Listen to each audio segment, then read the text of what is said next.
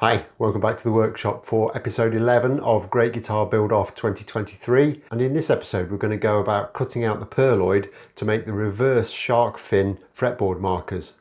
Try saying that 3 times quickly. In the last episode, we got the fretboard started, we got it cut to shape, we got the fret slots in and we got it radiused. So we're quite a way along with it. The next job is to get the inlays done. Now you might remember last time I spoke about doing some purloid reverse shark fin inlays, as you can see in this picture here.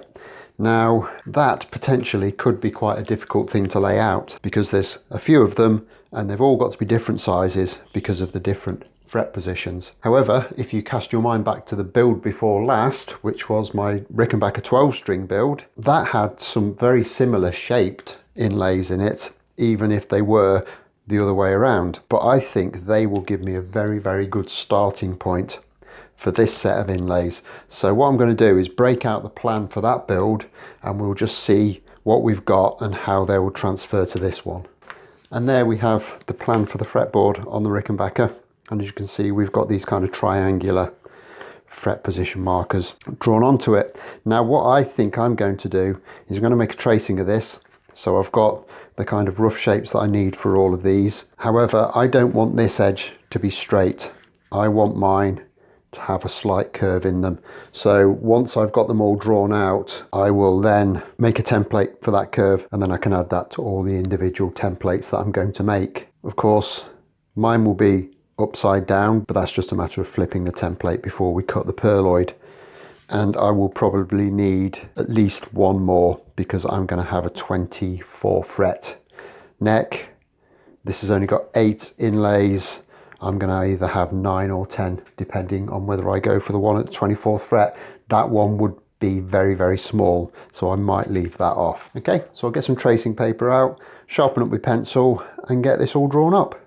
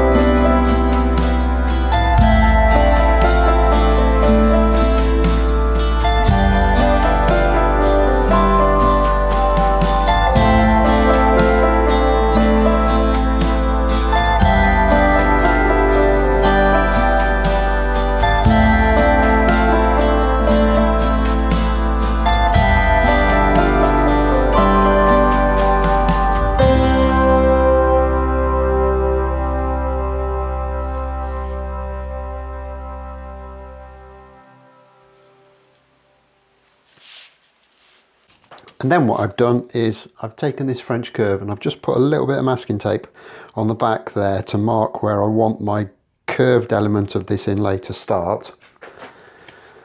So I can match that up with the line where the inlay starts on the template, and then I can swing the other end round until it meets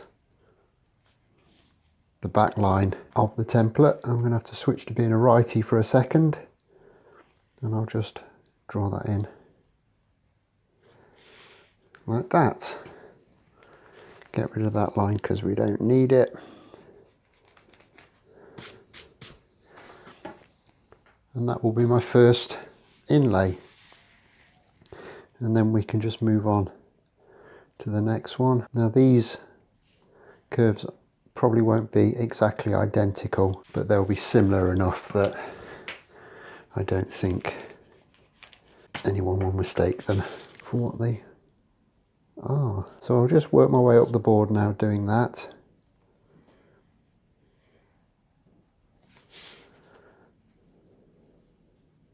Some of these are going to be extremely delicate.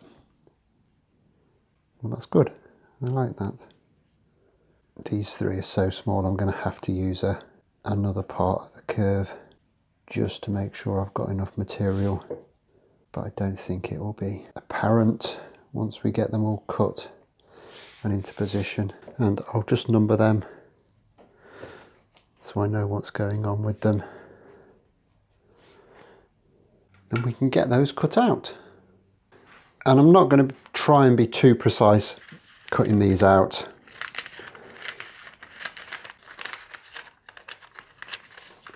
I'll just cut them roughly to size.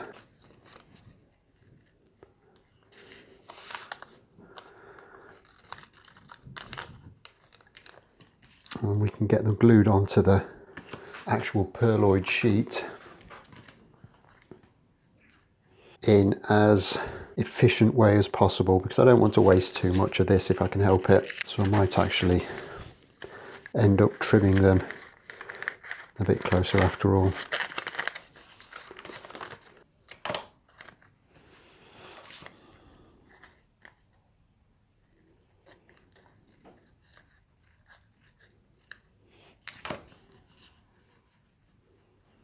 So I'll just do the rest of those off camera and I'll get back to you once we've got them all laid out.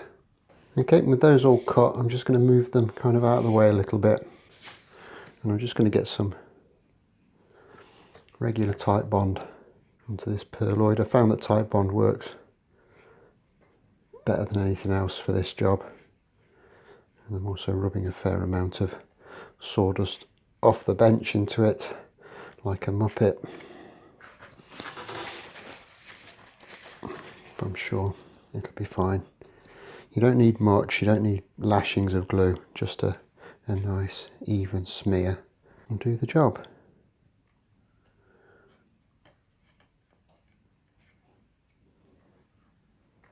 And the beauty of doing it this way is you've got plenty of time to position them before the glue dries. Little one in there. And once you've cut everything out and got it shaped, you can just drop them in a bowl of warm water and all the glue and paper and everything else will just peel off. Okay, so I'll just leave that for an hour or so for the glue to dry and we can start to get these cut out.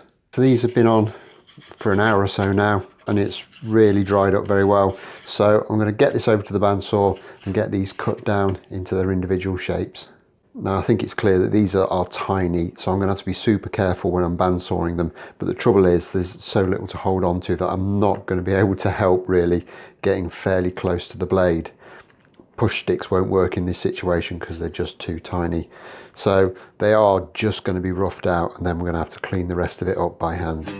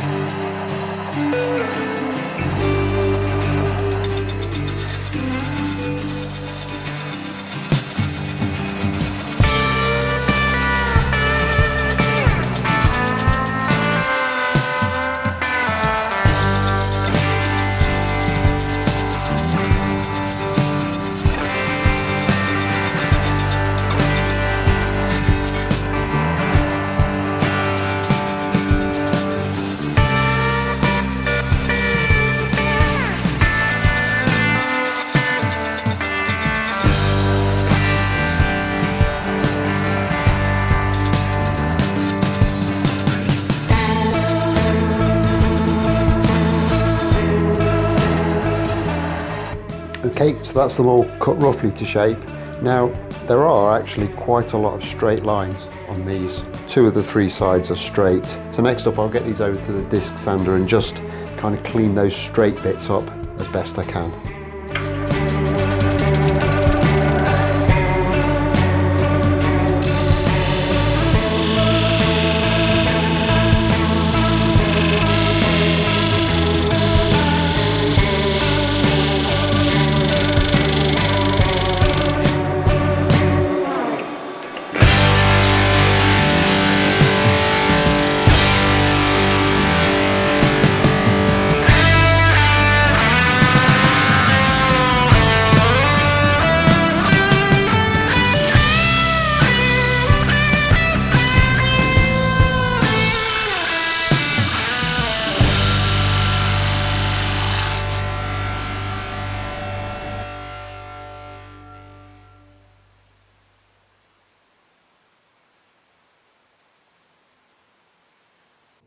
Okay, so there's all of the inlays that I've got so far all squared up, and those edges have cleaned up very nicely. I'm very happy with them. So what's left is to cut these curves in. Now, if this was real mother of pearl, we wouldn't be able to sand it. Well, we might be able to sand it. I don't like to sand mother of pearl because the dust is very, very nasty. So I like to keep that to a minimum. So with real mother of pearl, we'd be cutting along that line as close as we could with a jeweler's saw, and then just filing off the bare minimum of excess. We could do that with these. This is a lot softer and it would cut a lot quicker. I think, however, it would be much less time consuming if we actually do these on the bobbin sander and just sand this excess material away. I might take a couple of these back to the bandsaw and just trim them a little bit closer, but we'll get the rest of it on the bobbin sander, and I think that will leave us a much nicer finish. Okay, so we're ready to sand these off now, and I've made this little jig out of a couple of little bits of scrap. And all I've done is I've super glued and masking taped the marker on, and then I've got this little bit of wood glued on as well, just to back this up a little bit. This is quite flexible, so this little bit of wood is going to stop it from moving backwards, so we can sand the actual shape that we want into it. Hopefully it'll be fairly straightforward. We shall see.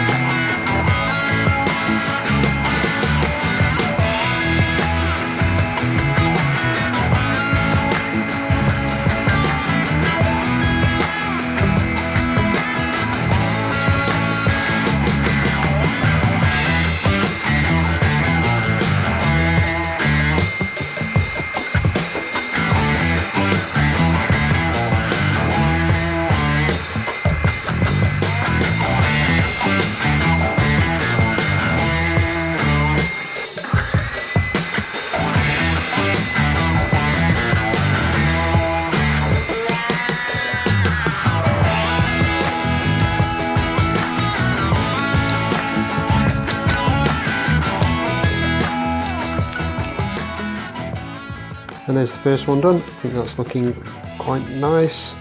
It's got a nice smooth curve on it. So we just need to do exactly the same now with the rest of them.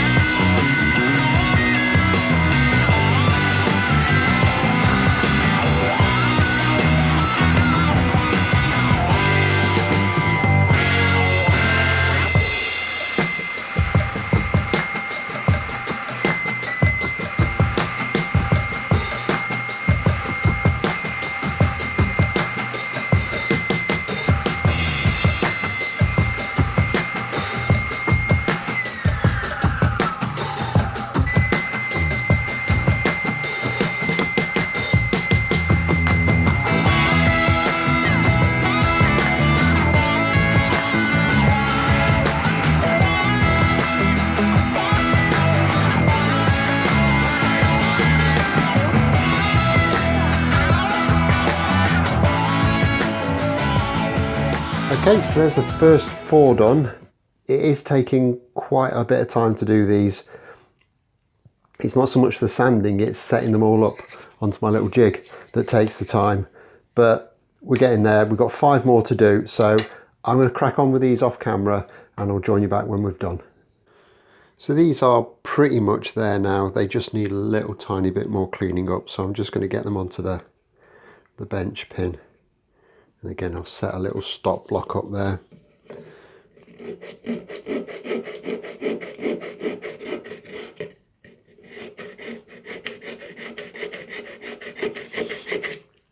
And it's just a case of very delicately filing off any additional material until you've got it down to something that looks like what you want. And I think there's still a little bit of a lump at that end.